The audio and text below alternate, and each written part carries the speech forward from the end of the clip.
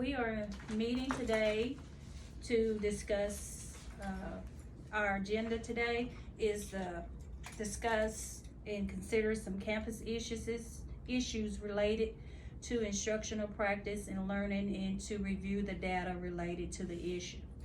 Now, before we get started with talking about some campus issues, I have Miss Vicki Lee, and she is the dyslexia therapist. Yes. And I have Miss Tracy Collier. I am third grade English language arts teacher and parent involvement coordinator. Great. So they will be a part of my leadership team. And Miss Lee brings a lot of experience from within the district in regards to dyslexia.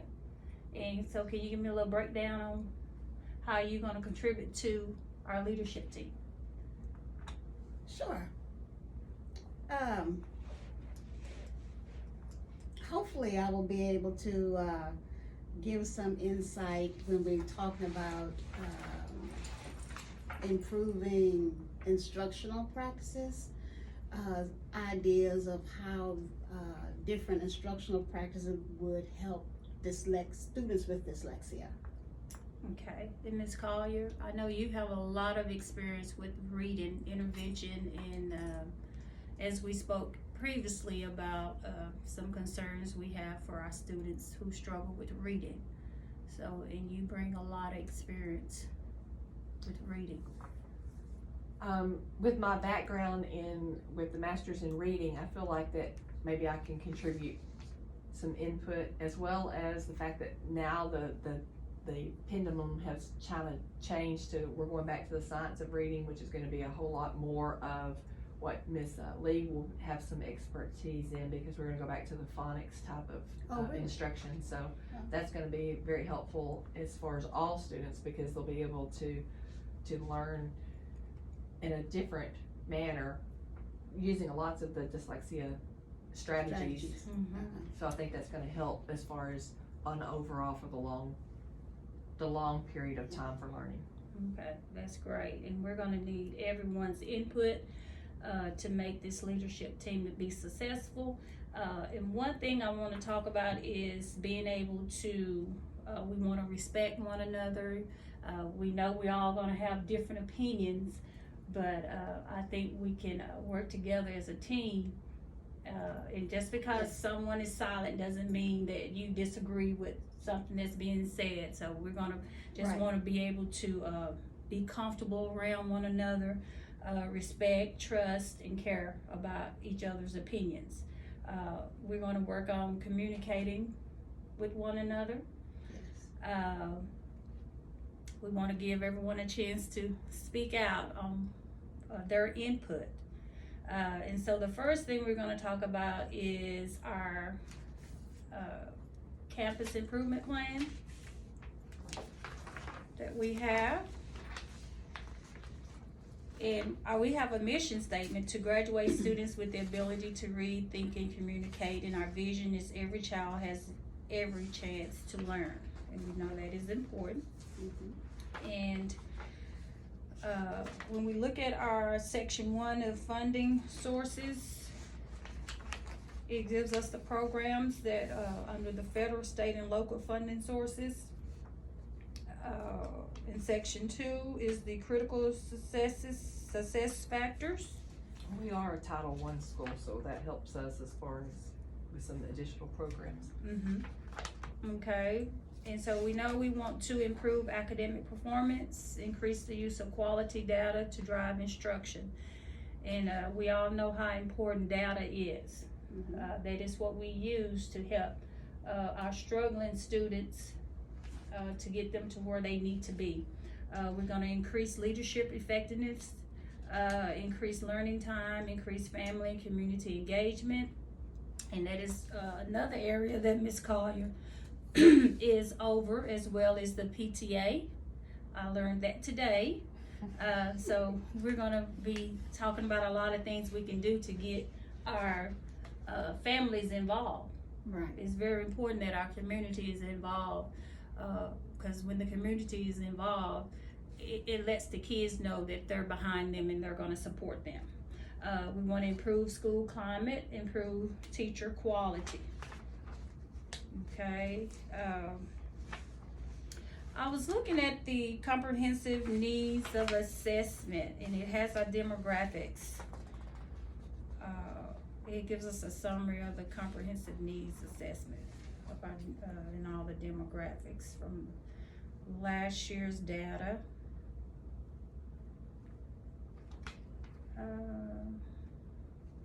We had a total, this year's data, 216 students, last year's data, 205 students, and I was looking at the reading here. We had an 81%, and last year was 88% overall. overall. And that would be for tested data for the STAR testing, Okay, so we for went, 3rd and 4th grade combined. okay, Oh, okay. so not too big of a drop there. Okay, and in our campus plan, we have the measurable goals. We're gonna be looking at this throughout this, meeting, okay? Some things that I had that I wanna discuss is, with the leadership team, is some concerns that I talked with Ms. Williams about early on before, as I was getting started with this. And one of the things that, and I also talked to Ms. Collier, and I've talked to you, Ms. Lee, as well. Some things that we discussed were reading motivation, lack of parent support, language barrier, reading literacy camp, students below average, the PTA, the dual language not doable, kinder first grade needs more teachers on the gen ed side, a stronger kinder first grade teachers in early diagnosis. So those are just some things that some viewpoints that I got from different people. I think one of the things that's gonna help there is now they have started screening all of the kindergarten and 1st grade students Right. with the dyslexia screening. Look at kindergarten, the end of the kindergarten year, all kindergartens are screened. For 1st grade, they're screened in January to see if they could become dyslexic students. Our kindergartners that screen that might meet the requirements of being dyslexic students will enter 1st grade going to reading by design, and that's taught by coach. Okay. Yes. So what is the reading by design? Reading by design is a subset of a dyslexic curriculum from Scottish Rite. Okay. Well, I'm sorry, that's from Region 4. Region 4, I believe that's in Houston, Texas. Teachers came up with that. Oh, And okay. Coach Stark went to that training to do reading by design. Mount Pleasant's primary dyslexic instruction is from Scottish Rite Take Flight, and that starts at the 2nd grade, where both of the programs are similar but not similar. Take Flight takes 2 years for the student to complete. Reading by design is a continuum. They start with, she has 7 different books that she goes through with her students. I can say, last year, none of the students progressed past book 3 because she could stay focused on exactly what they need when at that particular time of their instructional growth. Okay. Take Flight is 2 years. We progress you from identifying letters and sounds, grouping, chunking, I guess I said all the phonetic rules in order to learn how to read English. And at the end of Take Flight is when we focus on meanings of parts of words, because I've taught you how to take words apart. Now I teach you what those different parts may mean at the end, so. So is this our first year with the Reading by Design? No, this will be my third year with Take Flight, and this will be her third year with Reading by Design. Okay. It's very phonics based. Yes. So it's a lot of what the science of reading has swung back to for us to be doing in instruction in class. So hopefully what will happen is they'll have less children that'll qualify or need that, because the kindergarten and first grader will be moving back into that science of reading, which is gonna be very phonics based, and that'll help. So it's more of it's a build upon, because when she gets them after they go to Reading by Design, they've got a little bit more foundation for her to start out with. So basically the programs will help us we should see better results with our students in. And I think I hope it'll become easier to be able to identify a child that is truly dyslexic and not a child who hasn't had the instruction. Does that make sense? Mm-hmm. Yeah. So I know early on we talked about some breakdowns of why our kids are not being able to read on their grade level. Mm-hmm. I know from a fourth grade perspective, a lot of children that I get is below grade level. Right. And there's just a breakdown somewhere as to why they're not on grade level when they get to fourth grade. I might be speaking out of turn, and I don't know if you would agree with me, but I think the breakdown for the gen ed has really been with the teachers per se. There's only one gen ed teacher for kindergarten, and there's only one gen ed teacher for first grade. That means they get every child that comes in. And those are two of the most important foundation grades. Exactly. And if you have brand new teachers in those spots, they have a lot to deal with. They have to have classroom management, and they have to implement the instruction. And that becomes a struggle when you have a new teacher in that spot every year. And that gen ed teacher can get up to 20, 22 kids. So they leave kindergarten and they don't know all their letters and sounds. They go to the first grade. She does not have any help per se. And then second grade is stuck. You know, second grade is trying to do first and kindergarten work sometimes. You know, by the time they get to third grade is doing first and second work.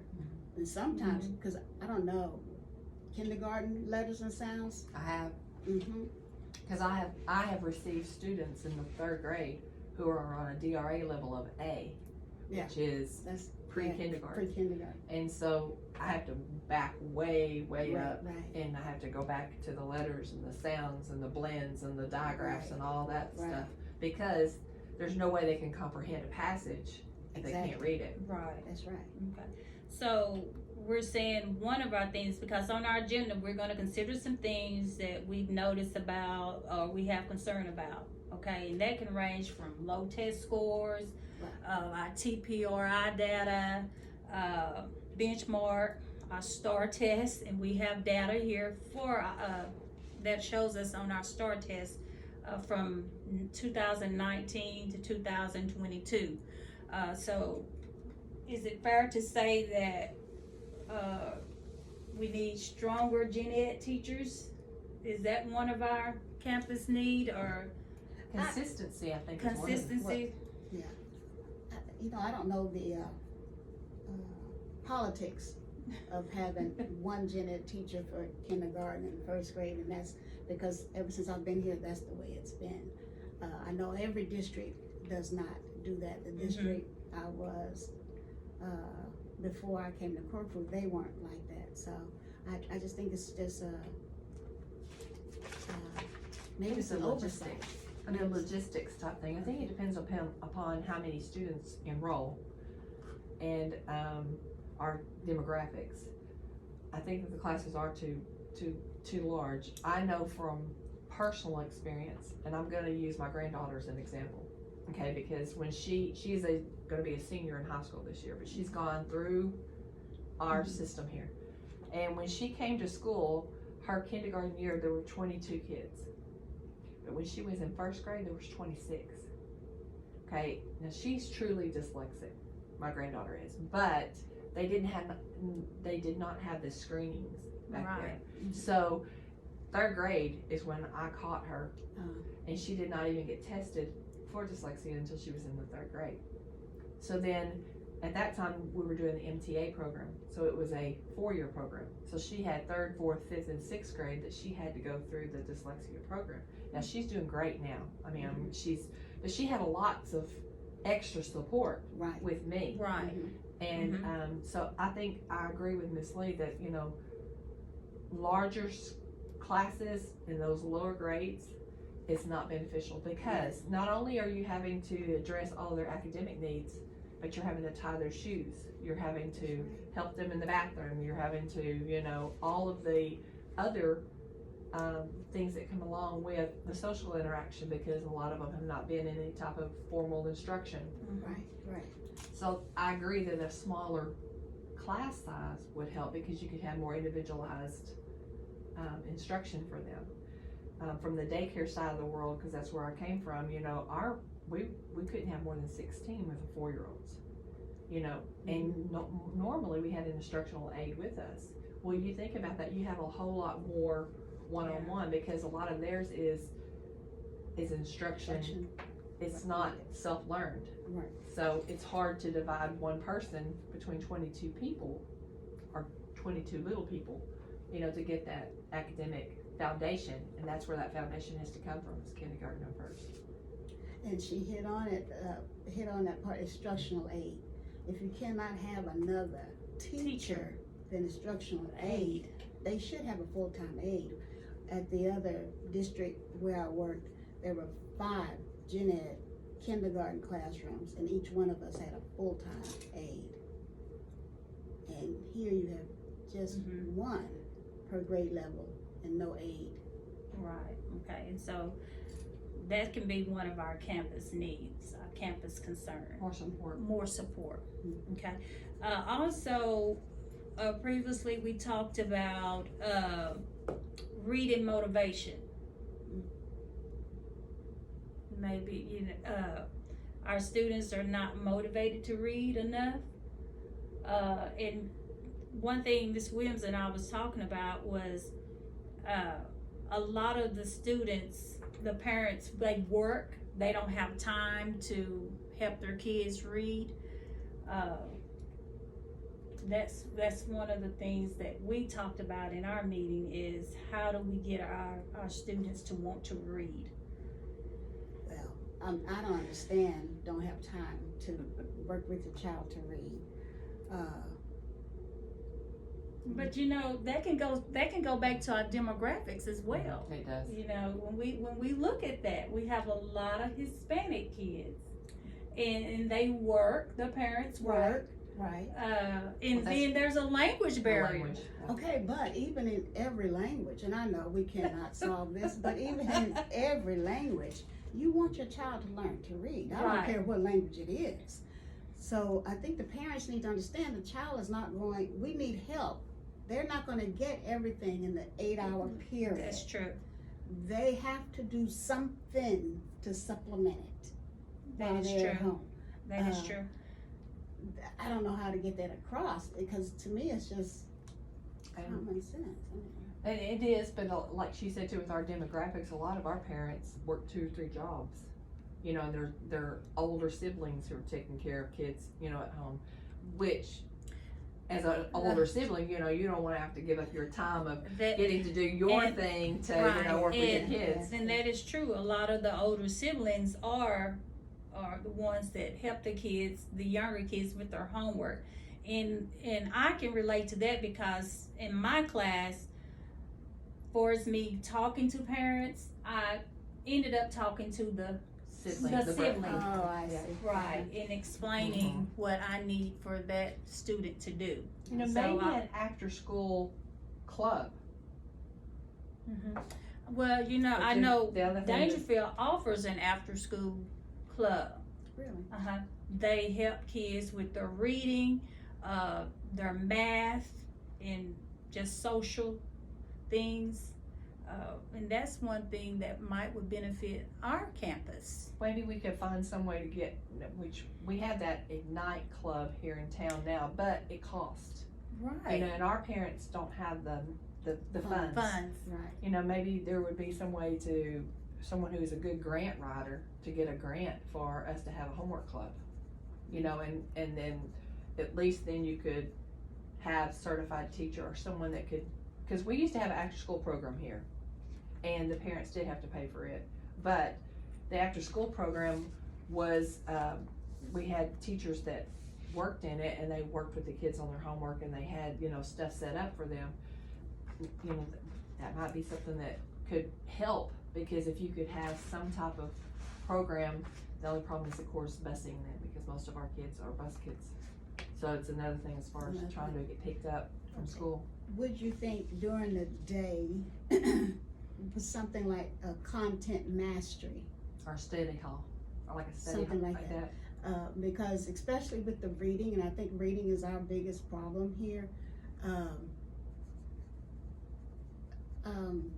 Like an Sure. enrichment type. It's an enrichment type, but and I can only come from just an activity, and you can see how that would work. Students need, especially poor readers, need a lot of opportunity to To read. read. Right. And you have to make that where they can be engaged. And when I was in the classroom, I always used that with big books, and they loved it because we would sit down, the children, and what do you see in that word you recognize? There's specific questions you need to ask them to engage them to want to know what that word is. And they can respond. That's a diagraph. What sound does it make? And see, and then when they get to 3rd and 4th grade and they need to decode a word, if those rules are embedded, and the word will come to them quicker. My students are not going to remember it, but every day they can try to figure it out. So And they that's- do remember a lot of it, because they'll come into class and they say, "Oh, Miss Right. Lee showed us that." So I mean, if Okay. they are. It'll get That's there. right. Right. You're right. And So- they do that. They did that in my class as well. So if we had, and I know the hours and the times don't lend itself to have like a reading mastery or Right. some type, but they need more chances to read. I just feel. Well, and one of the things I know for sure that I tried to implement last year, and Miss Paula and I are in the process of, is an AR rewards program. Not AR as an accelerated reader where you have to do so many points or you get in trouble type thing, Yeah. but an incentive. Because if they read and they have some type of incentive to read, and they can, you know, whatever, so they can have an AR store. So the points that they accumulate, they can go and spend them in the AR store. Yeah. That might help too as far as a motivational type thing, because PTO has already purchased several things, and Ms. Paul's supposed to be making a little store type thing. Oh, And then the teachers being able to, it's more work on the teachers, of course, unfortunately, but if you think about apples to oranges, a little bit of more management here is Right. gonna pay off in the Right, long it's run, gonna pay because off. those kids are gonna be reading. Right. Right. So that might be something too that would be and it is in the process, so that could help. Oh, okay. AR. So it's, Okay. and one of the ways that we did it whenever I was at another campus is, besides materialistic things, cause you want them just to enjoy, Reading. is, we had a competition between the grade level. And so like if the three of us had a 3rd grade class and we set a goal for this month, and the one who had the most points for that month, then they would get to go to like a 30 minutes of free something, you know, I like, see. and the other kids, unfortunately, they had to stay and read. Mhm. But it gave these kids a little bit of push to, A hey, little let me bit of get, motivation, right? yeah. And then we had a tug of war, and we had like this silly little animal. And like if your team and my team were the top 2, we would have a tug of war, and all of my kids that made it would be on my side, and all your kids that made it would be on your side, and then the animal, it was a goofy animal, got to stay with that class for the week. Or for the, but you could do, instead of on a weekly basis, you could do it on a 9-week period, you know, because it wouldn't be as much on the teachers as far as management. Yeah. But something like that just ends to motivate them to, hey, I want to get to go do, you know, or even, you know, now that we have field trips back, and the ones who get their points, you know, could do something, but it's going to push them to read, even if it's on their own, because we want them to be reading on their, you know, independent or bottom half of the instructional level. So they wouldn't have to have a parent. It would be something that they would be most self-motivated themselves to do. And I also think we need to pull in, or we need to, the parents need to know how important it is to use the public library. And they need to either have trips to the library, students need to already have their library cards, and it's not hard, especially during the summertime, to take the kid to the library to get 5 books to try to read. And they have a really good summer program at the really? library in Mount Pleasant. Yeah, I Very- see they advertise that all the time.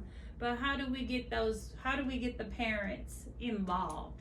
And I know you told me you're over the PTA, so what are some of the things that we could, you know, that you've done to get parents involved? Well, in the beginning, when I first came to corporate, we didn't have a whole lot of parent involvement, and we have increased it by, we have, you know, our programs where our students come and perform, and the parents get to take part. Then we have with the literacy, the reading, can't read a lot, Can't read a lot. and then we also do it for math too, because we do the math night. So those type programs have been really beneficial. At one time, the librarian that we had, she would come up here and open the library in the evenings, and that might be something that we could do, because Miss Paula's usually here, Right. and then the kids could come read in the library, and they stayed there, you know, and they had like, you know, so it was like a literacy night, you know, it was come read at corporate. I can't remember what she called it, but she would come, and like from 6 to 8 or 5 to 7, and you could come to the library and read, and you know. That'd be good once a month. I'm Right. sorry, because we need it. We need that. Yeah. And Right. it was something, you know, and because we have Miss Paula as our librarian, you know, she's usually here in the afternoon, so that could be something that we might could incorporate that way, you know, and have Right, something, I really truly family library night feel or that we something. got to get the parents involved. Would the public library could it come one of those nights to show or tell the parents how easy it is and about the programs that are there at the library? I'm sure. Yeah. The girl that I know there that's over the children's section, I'm sure she would come and do that. And that's very important, because, you know, I again say, I think because parents lack the knowledge of what It's all available. Right. that's available, they, you know, they just don't know what to do. Right. So they don't realize how much is available for the Right, students right. and for the parents as well. Mhm. So we are moving along. We have a lot of great campus needs that we are identifying, and we talked about a little bit about the dual language. And I think that goes back to what we're talking about. You know. That's where the that- language barrier comes in for those Yeah. Yeah, I'm sorry, you know, kindergarten first, you got 4 dual language teachers. That's just, I'm sorry, we just need the same amount. I'm sorry, I'm pro Jeanette, I'm sorry. So what are you saying? You know, we have 4 dual language teachers. But only 2 of them teach English language arts, Right, and 2 of them teach math. And for example, if we use the kindergarten classroom right now, you know, you have Miss Lindley, was she the one that's gen ed by herself now? that's Miss Moore. Miss Moore is. Mhm. And then you have Miss Himes and Miss Barbosa. That's a team. Well, Miss Himes teaches English language arts and math to her English students. and Ms. Barbosa teaches science, social studies, and English and Spanish language arts to all of them. Especially the majority of them is Spanish kids, the Spanish speakers. So, you know, you have when you do in the dual, your time is limited. Just like I can use you for third grade, the time slots are so much more limited. I have a big block. Why is the time slot? Because because of the way they're embedded in their, they have to have a 45-minute block of science and social studies. So I integrate my social studies. Is that something else we need to look at? Is there? That's part of that Gomez and Gomez. I'm sorry, there's another, but, I'm sorry. But that's part of that program. That's their It's a program. requirement. I just had to say sidebar. Another thing that I think we need to talk about is handwriting. Oh yeah. The handwriting. They draw the letters. And, They don't go through the strokes. they don't, and I think it's because, number one, it's not taught. Number two, with the dual language from kindergarten, they use the black and white notebooks, and they just want them to write. But no, they're not taught the 3 lines of making strokes. They just want them to write. And so a lot of our students write very small, They and they do. write in between the little lines. Yeah. They're not taught. And their capital letters are the same size as Size. So their is that in the Yes. Gomez and Gomez program? The Or? writing, Oh. the Okay. force, the push of writings, I think is coming from the dual. They want all students to write. They give them the black and white notebooks, composition book? composition books, not even the primary for kindergarten and first with the 3 lines. Lines, And right. the students, they don't get handwriting instruction. Even in my program, I have very limited time for teaching handwriting. I teach letter formation, but I don't teach handwriting, And I have to start second graders with cursive. My second graders can't even print, but I have to teach cursive. They go to second grade, when their classrooms, they're not getting taught handwriting, they definitely aren't getting taught cursive. So they don't get to practice what I have to teach. And I think handwriting is a big deal because they can't read. What they've written. Right. I'm sorry for But they that do. sidebar. But they do draw the letters. They don't. They Yeah. do not. Yeah, And when you're going from a cursive, because third grade starts now, second grade is supposed to teach cursive, and third grade is supposed to maintain. Mhm. But there is a certain stroke. You go from a C right, to an A. Right.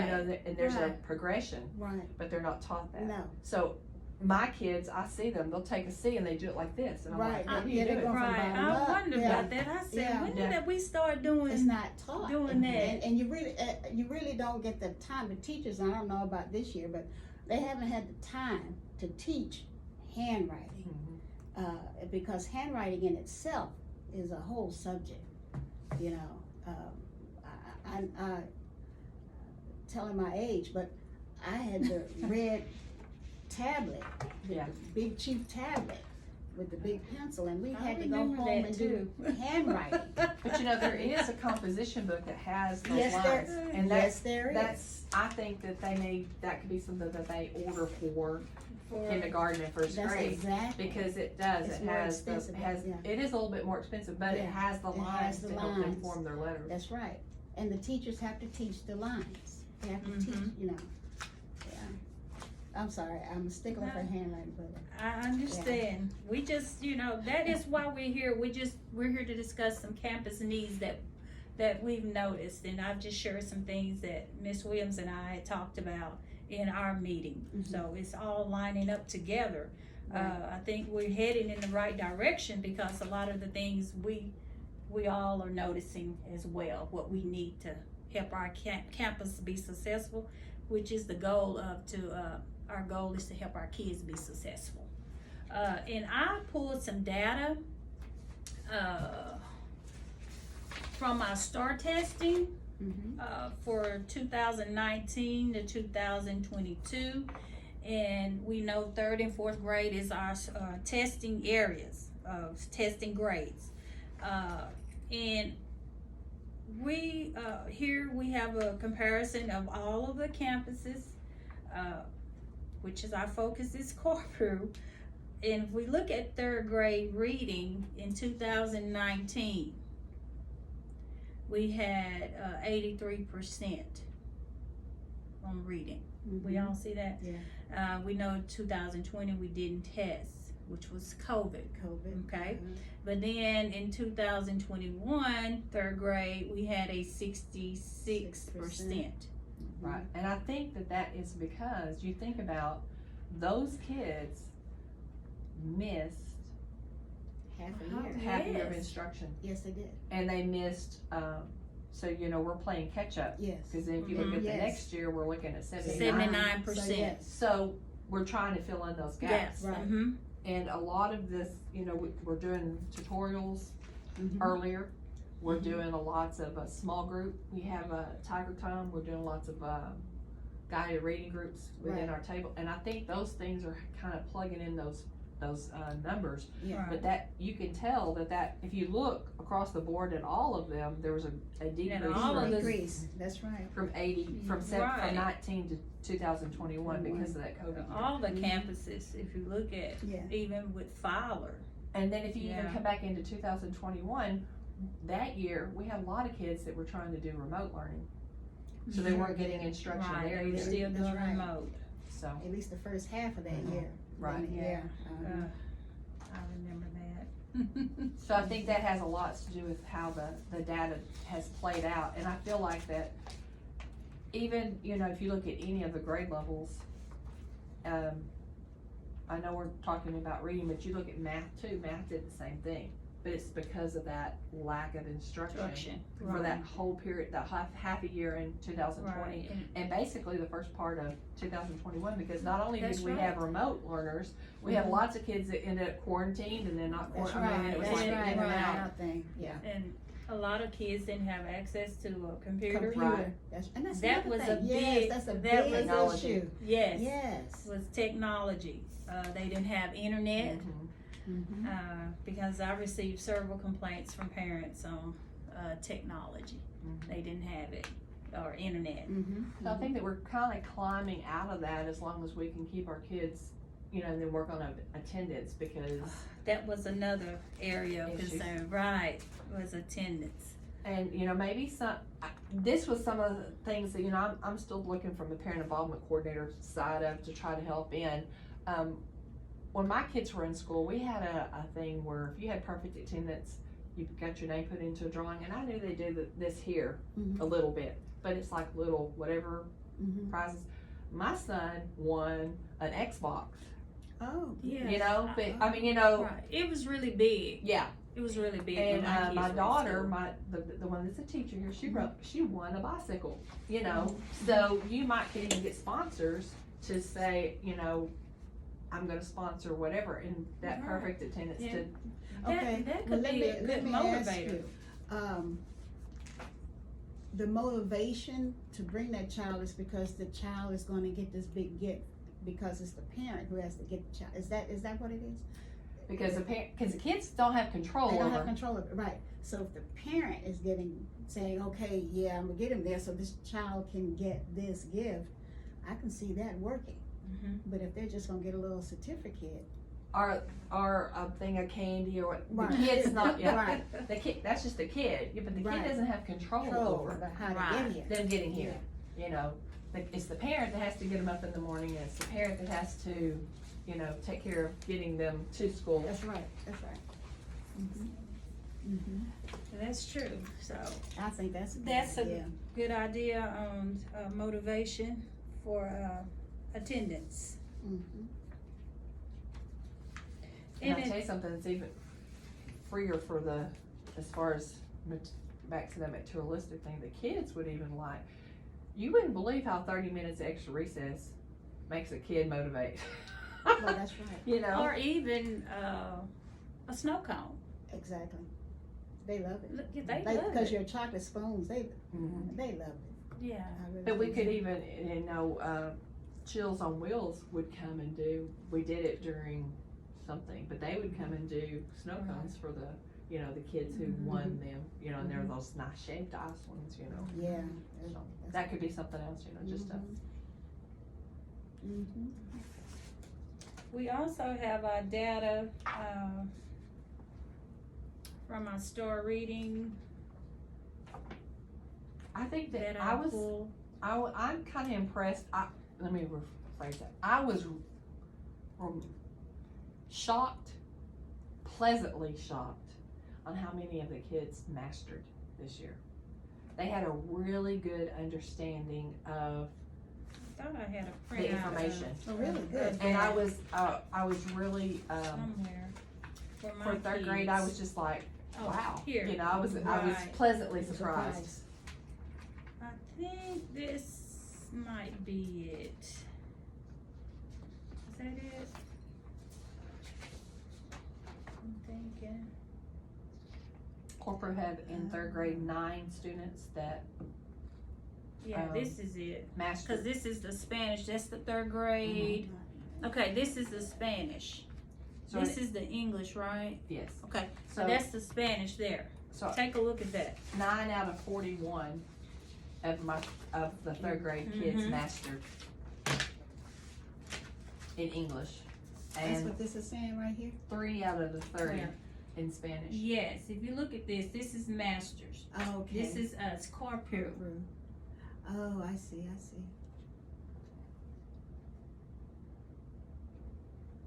So it's Mhm. 22 overall? Mount Pleasant ISD had 76 overall Yes, Oh, I in see. English. Mhm. Oh, I see, I see, Mhm. okay, okay. But you know, to master, you Okay. could only miss 2 33%. questions. Right. That's Oh, it. You can So only miss 2 questions to get the master. to master. Oh, So- okay.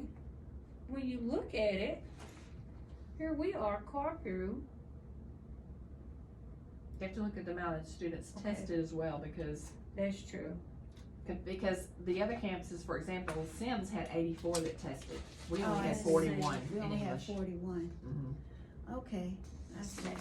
Reading 5 55, 12. So we had the 1. lowest amount of students who tested in English. Uh-huh, and they did pretty good, 9 Mhm. mastered. Mm-hmm. The percentage is So- on the far end, so if you look, you know, over Mhm. there, you know, that's the percentage. 33 for the district, 33% for the district got mastered. Right. So our We- data is not too We had bad. 22%, so that's, you know, we're in the ballpark. Right. Yeah. Where is that at? Right Right here, there. right Yeah, there. we had Mhm. 22%. With Vivian Fowler. Uh-huh. Mm-hmm. So I Very thought that good. was really good. That's So good. we're filling in and picking up some Mhm. of that, but we've done some intensified instruction. We did a lot of Yeah, intensified instruction. Lots of Uh, small groups. groups. Mm-hmm. Mm-hmm. And I know Miss Faulkner, she's not here, but she really did a lot of intervention for me with pulling my students. Well, and I think that Yeah. the Tiger Time was more specific, Mm-hmm. because Ms. Faulkner would take the data and she would take and pull, this kid needs author's purpose. So That's then right. that grouping would She go, right, and she then that broke it person- down to and what that they made it- needed. so we targeted in more on the skills that they actually needed. needed. Exactly. Now, that was during Tiger Time. Then they had the other instruction within the classroom, Mhm. the small groups that were coming to our tables. You know, we worked on things as well. But I might have students that weren't my students during Tiger Time, but they still needed that It's skill. skill. That's good. Mhm. Mm-hmm. That's good.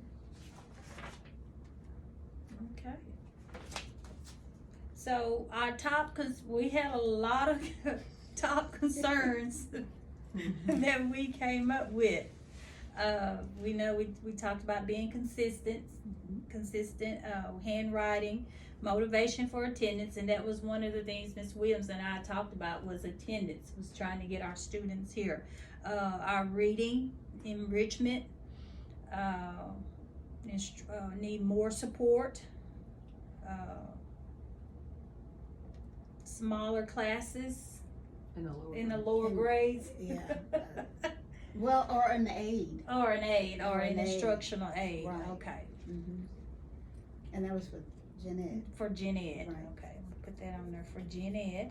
And we talked about, our after school, maybe getting a grant writer to write a grant to support that, after school program.